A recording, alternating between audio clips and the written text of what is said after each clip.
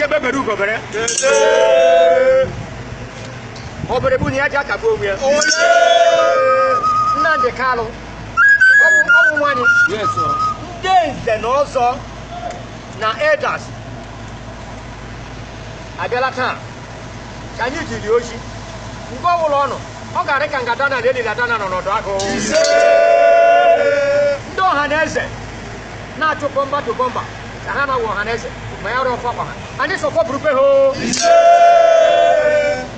ka ị ga ka iwu anyanwụ anyị bụ F419 na Naịjirịa mgbakpe wọdụ ya kọntraktị ma ọ na-asa ha dịla ndị ezi wọdụ ya kọntraktị ebe ka ya eri ego anyị na-asị afọ mkpụrụ gị ya domekpego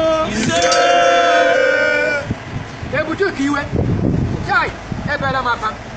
ihe Buhari ihe Babangida mere gị agị sekọndị kọmandị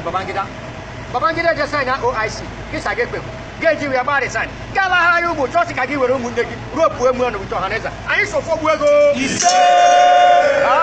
anyị si nwe odo ịsa gị mere sabo oge ma Biafra ka gị oge mee ya sabo kuku anyị na-achị jọ ọhụrụ ga-akwụ anyị odo anyị ga-ejigiri ego ọhụrụ anyị na-achị nwa Jesi nna mụrụ Nnamdi Kanu na lọọlụ ya oriakụ ya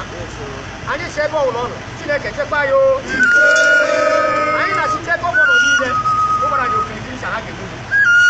anyị mgbe ha ekwuara anyị ka ha kpụgharịa anyị si mgbe ọbụla anụ ọgbaghara bịa ha n'ime do mmiri ndụ azụ akala mmiri akara anyị na-achị ikirikiri ka a na-abụ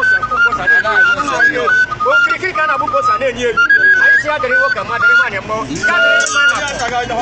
ya dịrị mma na eke n'oye na ọkụ ha nyoo